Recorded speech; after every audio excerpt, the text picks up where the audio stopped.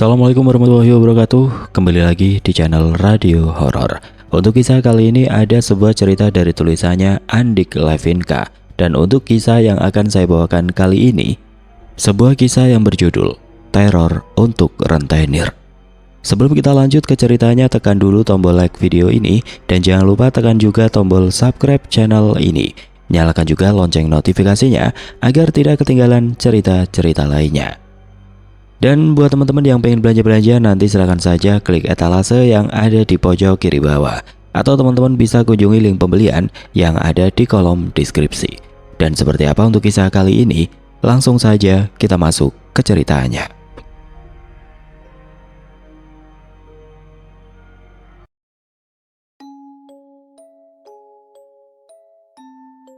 Sabtu malam minggu jam setengah 9 malam. Makasih ya kak, udah ngajak aku jalan-jalan. Ninda tersenyum sesaat setelah turun dari motor. Lelaki di depannya mengangguk, membalas senyuman sang kekasih hati. Tanpa berkata-kata, hanya memandang lekat ke wajah sang pujaan hati dengan tatapan teduh. Ditatap seperti itu membuat jantung gadis berusia 21 tahun itu berdetak lebih kencang. Pipinya bersemu merah karena rasa senang bercampur malu. Ia salah tingkah. Kakak, jangan padain aku kayak gitu, aku malu. Kedua tangannya saling menggenggam, badannya bergoyang ke kiri dan ke kanan seperti orang yang sedang menahan rasa ingin buang air kecil. Kakak pulang Ki. Tapi Yudhistira masih diam. Malah diam saja sana, ucapnya lagi dengan nada manja, seperti anak kecil sembari mengibaskan kedua tangannya bagaikan mengusir anak ayam. Yudhistira terkekeh pelan. Itu mau kamu pakai buat tidur? Astaga, Ninda memegangi helm yang masih menempel di kepalanya. Maaf kak, lupa. Dengan cepat ia melepaskan helm berwarna abu-abu itu dan memberikannya kepada kekasihnya. Ya udah, aku masuk dulu, dadah. Dengan tergesa ia berlari kecil meninggalkan sang pujaan hati yang menggeleng pelan sembari tersenyum melihat tingkah gadis miliknya yang tampak lucu saat sedang salah tingkah begitu. Dihirupnya aroma wangi yang menempel di helm tersebut sebelum akhirnya digantungkan di pengait yang ada di bawah jok motor matic tersebut. Dengan sedikit putaran di handle gas, motor pun melaju perlahan meninggalkan kediaman si gadis cantik nan pemalu itu. Ninda menghentikan langkahnya, memperhatikan lelaki yang sudah 3 bulan ini menjadi kekasihnya, dan baru masuk ke rumah setelah pria itu hilang dari pandangan di ujung tikungan sana. Terdengar deheman saat Nida baru saja menutup pintu depan. Ia menoleh dan mendapati ayahnya berdiri di ruang tengah sambil memegang remote TV. Dari mana kamu? Tanya pria berkumis yang tidak lain adalah ayahnya. Jam segini kau baru pulang? Habis nganterin Mas Yudis ke percetakan ya. Ngapain pakai kamu nganterin dia segala? Emangnya dia nggak bisa berangkat sendiri? Tanya Pak Basir, ayahnya Ninda dengan nada ketus. Sekalian beli bakso ya, ini Mas Yudis juga beliin buat ayah. Dengan 2 tangan Ninda menyodorkan sebungkus bakso yang saus, kecap, dan sambelnya dibungkus terpisah. Ayah nggak mau, buat kamu saja, atau buang sekalian ke tong sampah. Tolaknya ketus. Masih saja kamu berhubungan sama anak rentenir itu, Nin. Ayah kan sudah bilang, keluarganya itu bukan orang baik-baik, tukang riba, mereka sekeluarga. Tapi ya, Mas Yudis itu baik orangnya. Ninda menjawab sambil takut-takut, kepalanya tertunduk. Susah-susah di sekolahin sampai SMA, pas sudah lulus malah pacaran sama anak tukang riba. Jadi apa nantinya kamu kalau sama dia? Tiap hari dikasih makan dari uang haram. Tapi ya, udah, ayah males ngomong sama kamu itu. Jadi anak kok keras kepala sekali. Pak Basir melangkah masuk ke kamarnya dan membanting pintu dengan keras membuat Ninda tersentak. Gadis itu hanya bisa menangis dalam diam. Segera ia melangkah masuk ke kamarnya dan menenggelamkan diri di balik selimut. Air mata tumpah semakin deras seiring dada yang terasa bergemuruh. Minggu sore hujan rintik-rintik setelah tadi sempat menderas. Di kafe Fresh Niti, Yudis berdiri tersenyum-senyum sendiri menyaksikan seorang gadis yang tengah duduk di hadapannya. Gadis itu berambut hitam, lurus dan panjang. Rambutnya diikat seperti ekor kuda dengan poni yang menutupi dahi dan alisnya yang lebat. Tangan kanannya memegang buku dengan sampul buku bergambar burung dan anak panah. Yudis terkekeh kecil, lalu berdehem. Mungkin merasa terganggu, gadis itu mendongak. Tatapan matanya beradu dengan sorot mata Yudis yang ramah. Setelah menyipit sejenak, gadis itu kembali menundukkan pandangan. Di sendoknya dessert es krim stroberi dan vanila di gelas saji yang ada di depannya. Lalu kembali melanjutkan membaca buku setelah satu sendok lolos ke bibir merahnya. Terdengar tawa kecil Yudis. Astaga, gadis itu kembali mengangkat kepala. Iya, kamu salah meja, ini meja saya, mungkin meja kamu yang di sebelah. Ditunjuknya meja kosong yang ada persis di sampingnya. Gadis itu menoleh cepat, menatap meja yang di atasnya juga ada dessert es krim stroberi. Yudis sendiri awalnya kaget saat dia kembali setelah membeli pulsa di counter seberang kafe. Dia mendapati seorang gadis duduk di tempatnya. Maaf, tadi saya habis buang plastik pembungkus buku di situ. Jalan sambil baca, gak sadar ketukar mejanya. Yudi semakin geli menyaksikan raut wajah panik gadis itu. Bukan mejanya yang ketukar, tapi kamu yang sembarangan naruh pantat di tempat orang. Dessertnya tukar saja ya kak, punya saya masih utuh, belum saya sentuh. Sebentar.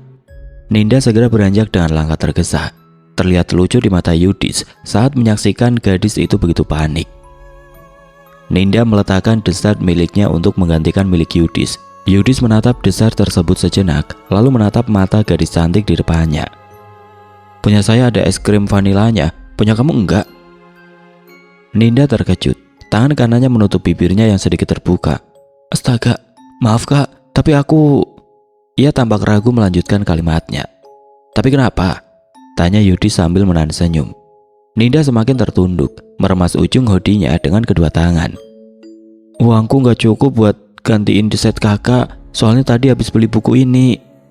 Yudis diam sesaat, tidak menjawab. Dia memperhatikan gadis di depannya yang tampak sudah mati kutu karena kecerobohannya. Beberapa detik kemudian Yudis langsung menyendok dessert itu dan langsung memasukkannya ke dalam mulut, membuat Ninda terenyak. Kak, itu bekas saya. Gak apa-apa, enak kok, kata Yudis sambil mengangguk-angguk. Jijik kak, itu kan bekas saya. Kamu sikat gigi setiap hari kan? Tanya Yudis sambil menatap lekat. Ninda mengangguk cepat sembari menjawab. Sikat gigi kok kak. Kalau begitu berarti gak masalah dong. Yudis kembali mengambil sesendok dessert dan memasukkannya ke dalam mulut dengan tatapan sedikit menggoda. Sebagai gantinya, kamu harus temenin aku ngobrol di sini. Nemenin kakak? Iya, kenapa? Kamu gak mau? Cuma nemenin ngobrol kok. Ninda pun mengangguk meskipun sedikit ragu karena tidak terbiasa berbicara dengan orang asing. Itu semua adalah kejadian 5 bulan yang lalu sejak saat berkenalan di kafe tersebut. Mereka pun cukup sering bertemu di kafe Frestini. Hingga akhirnya setelah 2 bulan saling kenal, Yudis pun mengungkapkan perasaan cintanya pada Ninda di sebuah taman yang berada tidak jauh dari kafe. Tidak perlu menunggu lama, cintanya langsung diterima dengan sukacita saat itu juga. Keduanya menjalin hubungan yang indah meski harus mendapat tantangan dari keluarga masing-masing. Setelah acara ulang tahun ayah dari Yudhistira, yaitu Pak Herman, tepat setelah seminggu mereka jadian. Yudhistira mengundang Ninda dan Pak Basir untuk menghadiri acara ulang tahun ayahnya. Pak Herman, namun langkah Pak Basir terhenti saat mengetahui bahwa ayah dari kekasih anaknya adalah orang yang sangat dia benci. Ninda, apa-apaan ini? Jadi Yudis itu anaknya si Herman? Pak Basir menahan langkahnya, menatap ke arah pria yang sedang menyambut tamu-tamu yang datang di depan rumahnya. Awalnya Pak Herman tersenyum saat melihat kekasih anaknya datang, namun tatapannya berubah saat melihat pria parubaya yang berdiri menggandeng gadis itu. Dialah Basir, orang yang pernah berkelahi dengannya di kebun karet karena masalah hutang piutang. Basir. Pak Herman mengepalkan tangan lalu melirik ke arah sang anak di sampingnya yang tengah tersenyum memandang Ninda di seberang jalan. Itu Ninda sudah datang pak, aku jemput dulu ya, ucap Yudhistira, tapi ayahnya keburu mencegah langkahnya dengan mencengkeram lengan anaknya. Tunggu, kenapa ya? Kenapa pacarmu datang dengan si Basir? Ada hubungan apa mereka? Itu bapaknya Ninda pak, papa kenal dengan Om Basir. Pak Herman menatap lekat pria di seberang sana, mata mereka saling beradu pandang. Kamu tunggu di sini, biar papa yang sambut tamu istimewa kita. Yudis pun hanya menurut sambil tersenyum karena menganggap ayahnya sangat menghargai Ninda dan orang tuanya. Akan tetapi, Cepat bayar utangmu, kampret. Pak Herman berjalan cepat sambil tangannya menuding ke arah Pak Basir. Ninda yang mendengar itu pun langsung menoleh ke ayahnya dengan tatapan penuh tanda tanya. Ayah, apa maksudnya? Namun Pak Basir tidak menjawab. Aku sudah membayar lebih dari utang yang aku miliki dan kamu masih terus meminta. Nada suara Pak Basir penuh penekanan. Wajahnya memerah, entah karena emosi, malu, atau keduanya. Sejak kapan lunas, ah? Kamu cuma bayar utang pokok dan bunga pokoknya saja. Denda dan bunga dari dendanya kamu belum bayar. Benar-benar tidak tahu diuntung. Sudah dibantu malah bertingkah. Dasar jelata tidak berguna. Pak Herman berkacak pinggang, berkata dengan suara lantang yang mampu didengar oleh para tamu yang datang. Dasar lintah darat, bertindak seakan penolong, padahal aslinya mencekik leher orang-orang miskin. Tegas Pak Basir dengan amarah meledak-ledak. Ia merasa telah dipermalukan di depan banyak pasang mata. Ya, sebenarnya ada apa ini? Ninda mulai panik sekaligus bingung. Yudis mendekati Pak Herman bermaksud meredam kekacauan. Pak, kalau Papa ada masalah sama Om Basir di masa lalu, tolong jangan dibahas sekarang. Ada banyak orang yang lihat, malu Pak. Biarin aja Yud. Biar semua orang tahu kalau dia orang yang mau lari dari hutang. Udah dibantu, malah ngajak kelahi karena saat ditagih, katanya dengan mata melotot. Pergi kalian berdua dari sini. Aku tidak ingin melihat anakmu itu berhubungan lagi dengan anakku. Anakmu bukan wanita yang pantas buat anakku. Aku juga tidak sudi Ninda berhubungan dengan anak lintah darat sepertimu. Balas Pak Basir sambil menarik tangan Ninda dengan paksa meninggalkan tempat itu. Kita pergi sekarang dan jangan pernah berhubungan lagi dengan dia. Langkah Ninda terseok-seok karena ditarik paksa oleh ayahnya. Sekilas ia menoleh pada Yudis dengan tatapan yang sulit diartikan. Ayo naik. Titah Pak Basir tidak terbantahkan. Ninda menuruti perintah ayahnya tanpa sedikit pun perlawanan. Ia tahu ayahnya sedang diliputi emosi karena telah dipermalukan tadi. Sepanjang perjalanan mereka hanya diam. Hanya deru motor tua itu yang terdengar. Keduanya larut dalam pikiran masing-masing. Mereka sama-sama shock dengan kejadian barusan. Apa benar ayah punya utang sama Om Herman? Pertanyaan itu diajukan Ninda pada ayahnya saat mereka sudah sampai di rumah. Pokoknya kamu udah gak boleh berhubungan lagi sama anaknya Pak Herman. Ayah gak sudi kamu dengan laki-laki itu. Jawab dulu pertanyaan dari aku ya. Ayah berutang buat apa? Berapa banyak tanggungan ayah? Ya, ayah berutang buat biaya rumah sakit almarhumah ibumu 2 tahun yang lalu. Apa? Jadi dulu ayah pinjam sama Om Herman? Ya, 5 juta. Bunganya 25% setiap bulannya. Ayah bayar bunganya saja selama 4 bulan awal, tapi ayah gak bisa bayar di bulan ke-5 sampai bulan ke-8. Di bulan ke-8, ayah bayar hutang 5 juta plus bunga 5 juta. Totalnya 10 juta sudah ayah bayar saat itu. Tapi dasar lintah darat, entah gimana perhitungannya yang jelas, katanya ada hitungan denda dan bunga lain yang harus dibayar. Bunga tambahan karena lewat dari 4 bulan. Itu 25% dikali 4. Denda juga 25% dikali 4. Jadi utang 5 juta, tapi ayah disuruh membayar dengan total 20 juta. Benar-benar sinting. Pak Basir menjelaskan panjang lebar. Pokoknya ayah gak mau tahu. Kamu harus putus dengan anak itu. Pak Basir berlalu masuk ke kamar setelah berkata demikian. Sedangkan Ninda, ia hanya tertunduk tanpa berani membantah. Sejak saat itu mereka menjalani hubungan diam-diam meski mendapat tentangan dari masing-masing ayahnya. Mereka terus berusaha bertahan demi cinta di dada. Namun hubungan itu sepertinya harus berakhir ketika Bu Salma mengenalkan wanita bernama Vera pada Yudhistira dan ayahnya. Seorang gadis berkulit kuning langsat dengan paras manis dan rambut sebahu itu disebut-sebut merupakan keponakan jauh dari Bu Salma, kekasih Pak Herman. Janda berusia 40 tahunan itu mengatakan bahwa Vera adalah yatim piatu yang ditinggal mati kedua orang tuanya. Vera ini keponakan jauh tante, ibunya itu sepupu sama tante. Kasihan dia, harus kerja banting tulang sendiri untuk menghidupi dirinya yang sebatang kara. Dia bekerja di salah satu butik. Dia terpaksa berhenti kuliah di tahun pertamanya karena ayahnya dan ibunya meninggal. Selain cantik dan mandiri, dia ini pintar masak, cocok buat dijadikan istri. Terang Bu Salma panjang lebar. Awalnya Yudhistira menolak, Tapi karena tekanan dari ayahnya dan ancaman jika ia tidak menurut maka ia akan diusir dari rumah, akhirnya ia pasrah pada perjodohan itu. 5 hari setelah menerima perjodohan itu, Yudis pun bertunangan dengan gadis pilihan Pak Herman dan Bu Salma. Acara dihadiri hanya oleh kerabat dekat saja, hanya ada kurang dari 10 orang yang hadir. "Pak, aku mau pergi dulu sebentar," kata Yudis saat para kerabatnya sudah pergi meninggalkan rumah miliknya. "Mau ke mana kamu, Yud?" tanya Pak Herman, dahinya berkerut. "Aku mau menemui Nida, Pak." "Buat apa kamu ketemu dia, Yudis? Kamu itu sekarang sudah bertunangan dengan Vera. Tidak bisakah kamu menjaga perasaannya?" "Aku mau memutuskan hubungan aku dengan dia, Pak. Aku mau semuanya tuntas. Aku gak mau ninggalin dia tanpa alasan yang jelas," jawab Yudis tegas. "Vera, Tante, aku pamit sebentar." Bu Salma dan Pak Herman hanya diam tidak menjawab. Tapi Vera kemudian berkata sambil tersenyum, "Pergilah Mas, tuntaskan urusanmu supaya kedepannya kita bisa menjalani hubungan kita tanpa adanya masalah." Yudis membalas senyuman tunangannya itu setelah mendengar jawaban yang keluar dari bibirnya. "Makasih Vera." "Sama-sama Mas, jangan lama-lama." Yudis mengangguk dan langsung berlalu pergi. Dihidupkannya mesin motor matic miliknya. Sedetik kemudian ia pun melaju menuju taman tempat ia dan Ninda sering bertemu. Sesampainya di sana, Yudis pun mengirimkan pesan pada Ninda. "Ninda, aku tunggu kamu di taman sekarang." Tidak menunggu lama, balasan dari Ninda pun masuk. "Kok kamu gak panggil aku Hani?" "Ya udah, aku siap-siap dulu, mau mandi. Kebetulan ayah lagi gak ada di rumah, jadi dia gak bakal tahu aku pergi. Asal pulang sebelum asar saja."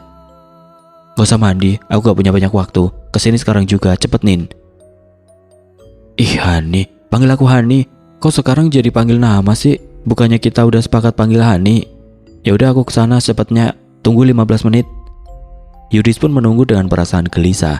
Setelah sekitar 20 menit yang ditunggu pun akhirnya tiba. "Hani, maaf telat 5 menit soalnya aku..." "Gak apa-apa, kamu duduk dulu. Aku mau ngomong penting." Yudis memotong kalimat Ninda. Ninda pun menurut dan duduk di sampingnya dengan wajah bingung. "Sebenarnya ada apa? Kenapa kamu serius sekali? Aku jadi takut." Yudis menghela nafas dalam-dalam, lalu menghembuskannya dengan kasar. "Nin, kita putus. Aku udah tunangan." Seolah dunia berhenti berputar, dadanya mendadak sesak, berbagai tanya berkelebat di dalam kepala. "Putus? Tunangan?" "Ya, aku udah tunangan dengan wanita pilihan ayahku. Maaf Nin." Air mata mengalir tanpa bisa dibendung. Baunya mulai berguncang pelan. "Terus bagaimana dengan aku? Kakak janji mau sayang terus sama aku, tapi sekarang kenapa kakak giniin aku?" "Maaf, kamu harus melanjutkan hidup tanpa aku. Aku pergi." Yudis beranjak meninggalkan Ninda yang menangis terseduh. Dihidupkannya mesin motor miliknya, melirik sekilas pada Ninda lalu perlahan melaju. Ninda beranjak dan berlari mengejar Yudis. "Kak, tunggu, jangan tinggalin aku. Kakak bisa batalin pertunangan itu dan tetap sama aku kan? Kak, tunggu aku, please, kakak." Akan tetapi Yudis tidak menghentikan motornya dan justru melaju lebih kencang. Ninda menghentikan langkah, berlutut di pinggir jalan menatap punggung pria pertama yang mengisi hari-harinya dengan cinta. Pergi menjauh. Tidak dipedulikannya pengendara yang berlalu lalang memperhatikannya, Ninda benar-benar hancur kali ini. Dihancurkan cinta yang datang tiba-tiba dan pergi tanpa tanda-tanda. Di sisi lain, Yudis mengendarai motor sambil menangis. Ia sayang pada Ninda, tapi tidak kuasa untuk menolak perintah sang ayah. Singkat cerita, setahun setelah hari itu, di kediaman Pak Herman, terdengar suara Pak Herman memanggil nama anaknya sambil terbatuk-batuk. Yudis." Mendengar namanya dipanggil, Yudis yang sedang mengisi buku catatan tagihan di dalam kamarnya pun segera menghampiri Pak Herman yang terbaring lemah di atas ranjang karena sakit. "Kenapa Pak?" "Mana istri kamu?" "Lagi pergi Pak, Vera lagi pergi arisan. Kenapa Pak?" "Jagain baik-baik istri kamu. Tadi Parto si tukang kebun ngelihat wanita gila itu berdiri di depan rumah kita lagi. Papa takut dia punya niat jahat. Untung dia tahu, jadi langsung papa suruh Mang Parto usir dia tadi." Terang Pak Herman tampak sangat serius. "Maksud papa Ninda?" "Ya siapa lagi kalau bukan dia. Pokoknya jaga baik-baik istri kamu. Papa gak mau sampai gagal nikah sama Salma gara-gara gak bisa menjamin keselamatan keponakannya." Dulu saja gara-gara kamu bikin nangis Vera, hampir saja papa sama Salma putus. Yudis menggeleng. Jadi papa ngomong gitu bukan karena khawatir sama istri aku, tapi karena takut sama hubungan papa dan tante Salma. Iyalah, lagian kalian itu menikah karena Salma yang minta. Dia nggak mau keponakan kesayangannya itu dapat laki-laki yang nggak jelas. Makanya Salma minta papa buat jodohin sama kamu. Karena kalau enggak, papa juga bisa batal nikah sama Salma. Ujarnya dengan menggebu, meski sesekali ia terbatuk-batuk. Sedangkan Yudis hanya terdiam. Yudis, dengarkan papa. Mantanmu itu bisa saja merupakan penyebab papa sakit dan sering menghabiskan hari-hari di kamar saja. Yudis memandang ayahnya dengan tatapan tidak percaya. Ya, Ninda itu gadis baik-baik. Gak mungkin rasanya dia berbuat jahat begitu. Pak Herman tersenyum sinis lalu berkata, kamu terlalu naif. Mungkin anaknya lugu, tapi bagaimana dengan ayahnya? Basir itu kan dendam dengan papa karena masalah utang itu. Bisa saja dia nyuruh anaknya buat nyebar garam atau apa itu di depan rumah. Buktinya kamu bisa lihat sendiri. Papa sekarang gak berdaya seperti sekarang. Dan lagi, sudah 2 kali Ninda kelihatan ada di dekat rumah kita. Papa yakin Basir masih gak terima karena 5 ekor kambingnya papa ambil secara paksa buat ngelunasin sisa utangnya.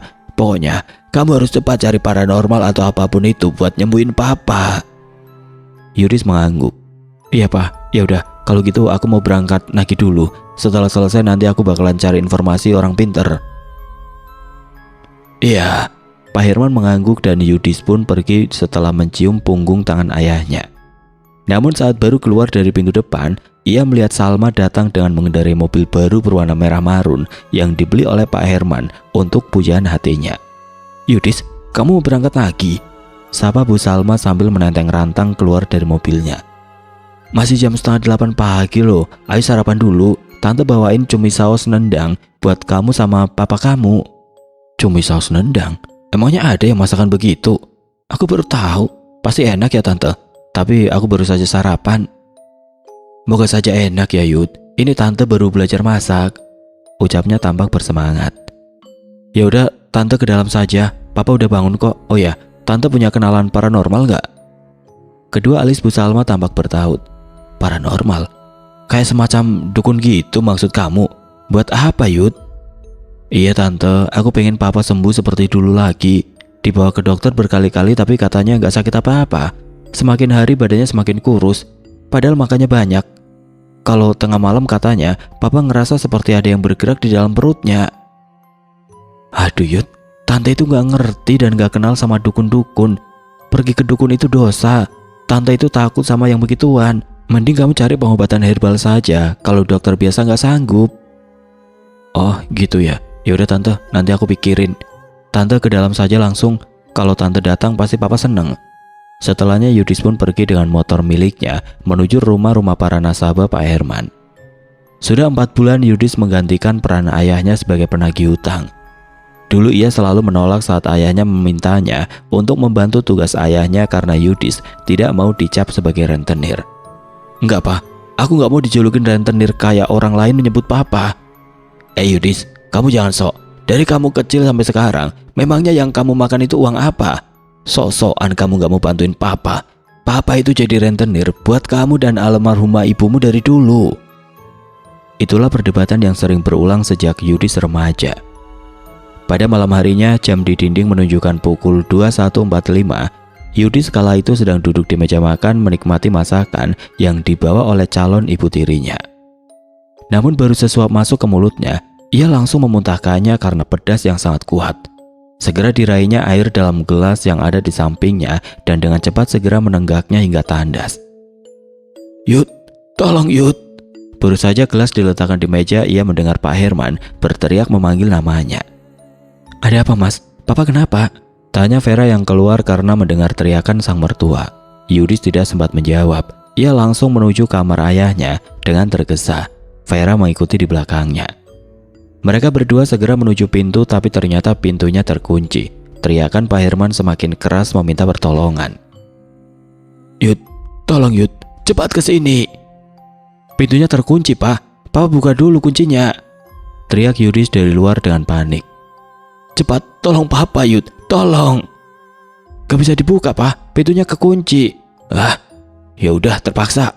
Yudis mundur beberapa langkah, mengambil ancang-ancang untuk mendobrak pintu tersebut. Awas sayang, kamu minggir dulu, aku mau dobrak pintunya. Vera pun mengangguk lalu bergegas menjauh.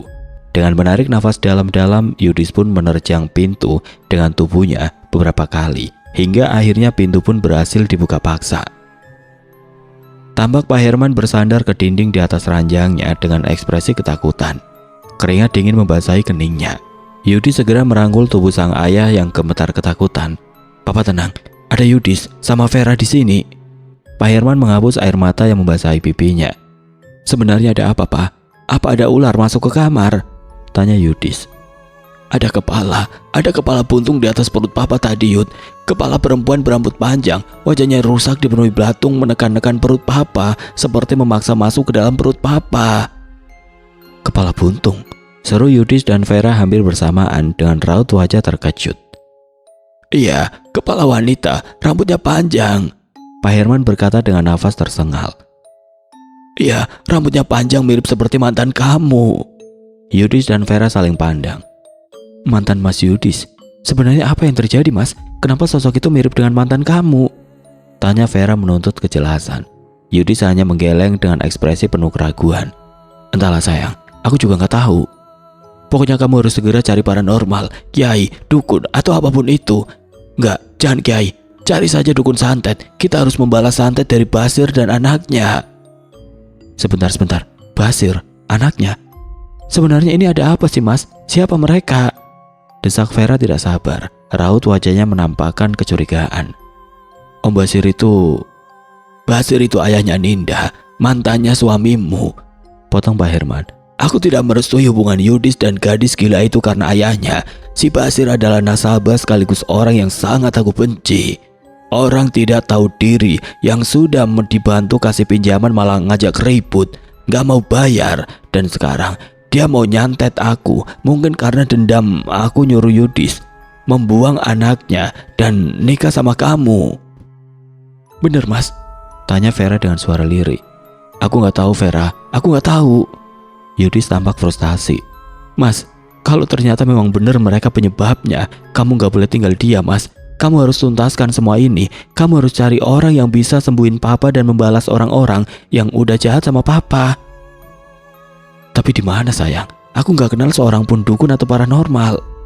Yudis mengacak-ngacak rambutnya karena kesal dengan keadaan. Aku harus datang ke rumah Om Basir sama Ninda. Aku harus paksa mereka mencabut santet yang mereka kirim. Bakalan aku seret mereka ke penjara.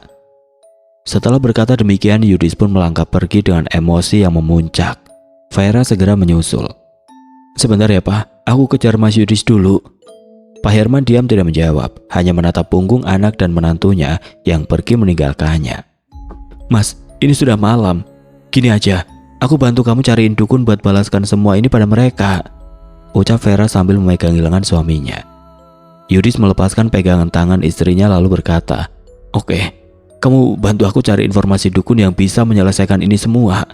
Namun malam ini, aku harus tetap temui si Basir sialan itu. Aku harus bikin perhitungan dengan dia, juga anaknya. Pria itu pun pergi tanpa bisa Vera cegah. Dengan mengendarai motor, ia melaju kencang ke arah timur. Beberapa detik setelahnya, dari kebun singkong gelap yang ada di seberang rumah Pak Herman, tampak bayangan beberapa orang melangkah mendekat ke arah rumah itu. Vera hanya memincingkan mata menatap ke arah orang-orang tersebut. Di lain sisi, Yudis yang diliputi amarah sudah tiba di depan rumah Pak Basir. Tempat ia biasa mengantarkan sang pujaan hati di masa lalu, akan tetapi bayangan indah itu kini berubah menjadi kebencian yang memuncak. Dengan langkah lebar-lebar ia berjalan ke arah pintu. Tanpa basa-basi, Yudis menggendor pintu dengan kencang. Ninda, Basir, buka pintunya.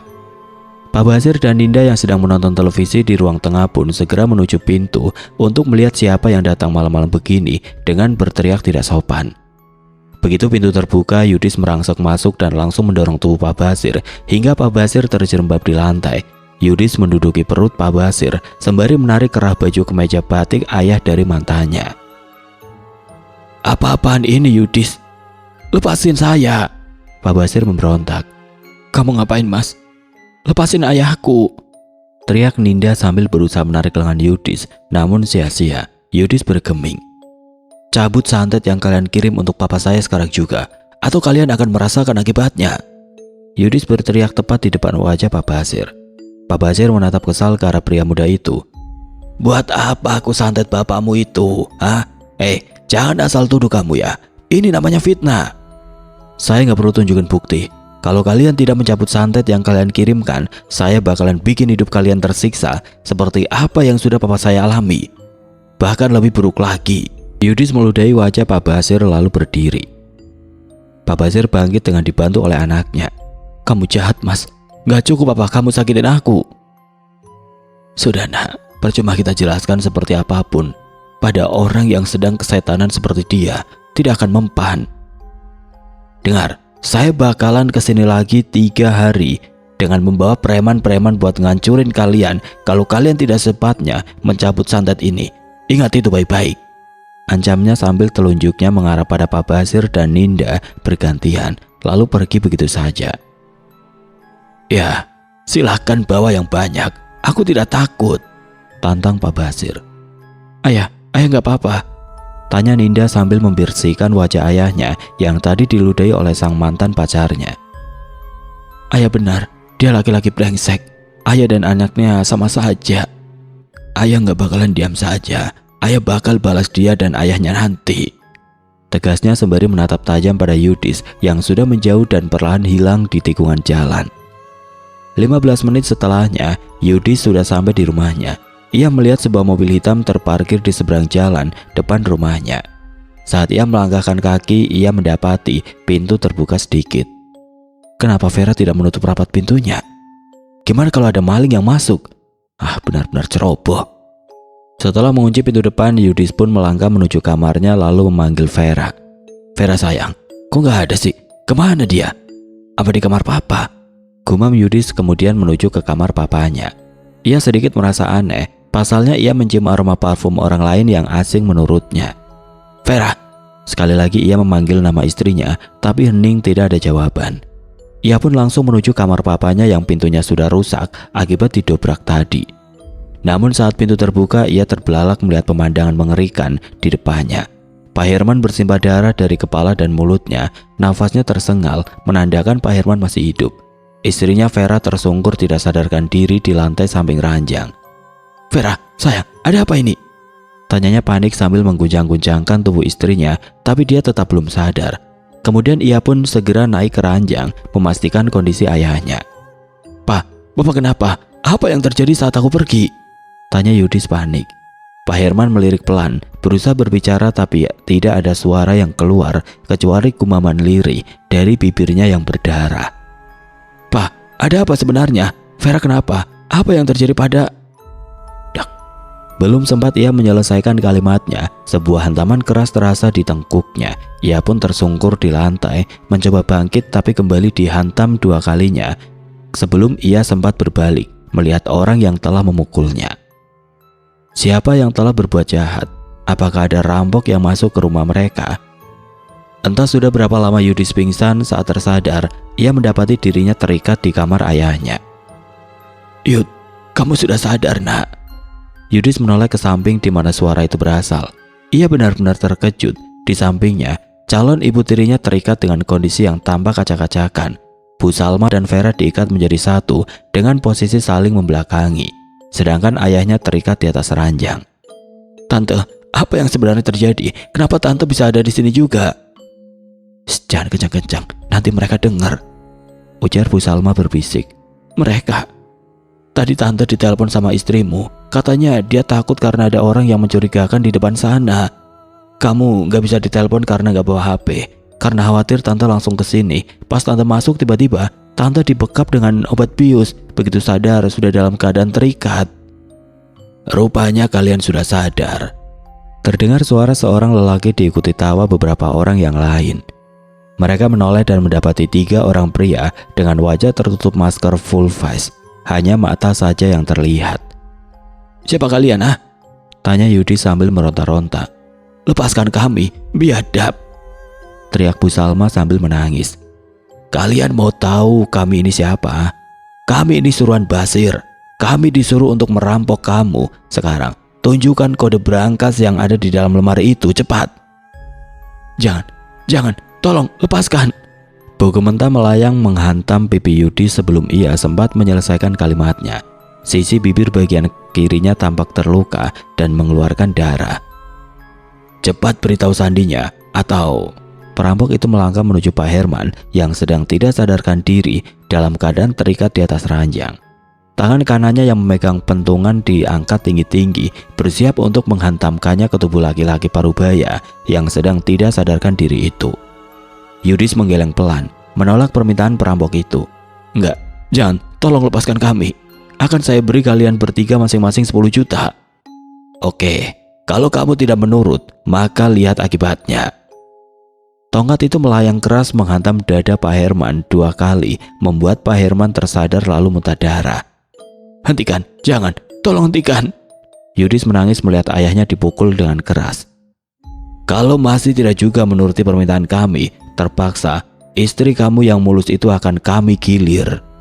Rampok bertubuh paling kekar itu pun mendekati Vera yang masih tidak sadarkan diri dengan perlahan. Yudis, kasih saja sandinya sama rampok ini. Tante nggak mau Vera kenapa-napa. Tante nggak mau mati di sini, Yudis. Yudis pun tidak ada pilihan lain selain menuruti permintaan para perampok itu. Berhenti, saya akan kasih sandinya asalkan kalian janji bakalan pergi dari sini dan membebaskan kami. Para perampok itu saling menatap bergantian lalu tertawa. Baik, kami berjanji. Meskipun kami perampok, tapi kami ini laki-laki sejati. Pria sejati itu harus menepati janji. Yudis menarik nafas dalam-dalam sebelum akhirnya mulai menyebutkan kombinasi angka untuk membuka brankas. Sandinya adalah 1101 1983. Itu sandinya. Bu Salma membelalak. Itu tanggal lahirku.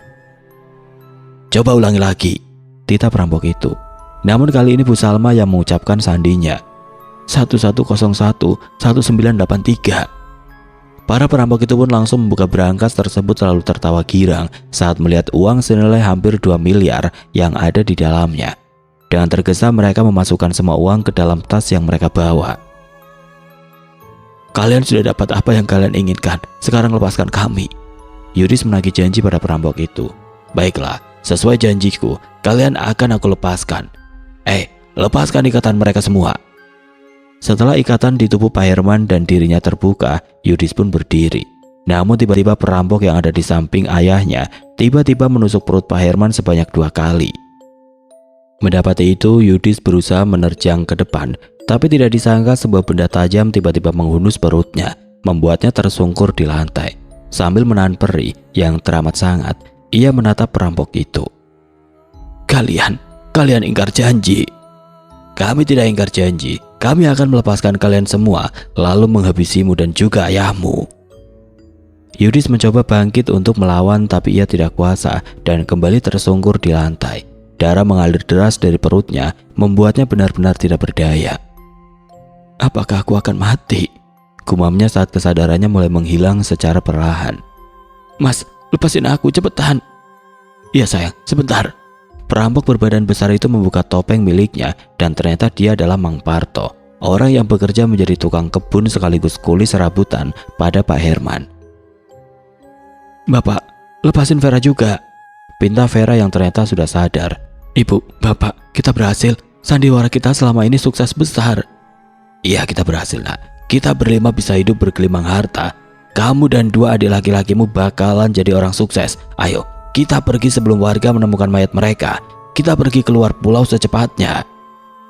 Mereka berlima pun pergi meninggalkan Yudis dan Herman yang mungkin sudah mati. 1 bulan kemudian, tampak seorang pria dengan kursi roda sedang termenung di taman. Tiba-tiba suara seorang perempuan membuatnya terkejut. Mas Yudis, kamu di sini? Aku nyariin kamu. Yudis menoleh dan mendapati Ninda sudah berdiri di sampingnya sambil tersenyum manis. Ninda, kamu sama siapa? Aku sama ayahku. Melihat Pak Basir berdiri di samping motornya, Yudis menghampiri dengan kursi rodanya. Digenggamnya tangan orang yang pernah ia sakiti itu. Om, saya minta maaf. Sudah kasar sama Om dan nuduh yang enggak. Maafin saya, Om. Iya, nggak apa-apa. Ninda sudah cerita semua sama Om. Katanya pacar ayah kamu bekerja sama dengan tukang kebun dan istri kamu buat mencelakai kamu dan ayah kamu. Iya om, ternyata Mang Parto itu suaminya Tante Salma dan Vera adalah anak mereka berdua. Saya minta maaf atas nama almarhum ayah saya sama om. Tolong maafin semua kesalahan beliau. Kamu tenang saja, Pak Basir tersenyum. Di saat ayahmu sakaratul maut di rumah sakit, saya dan Ninda yang mendampingi beliau.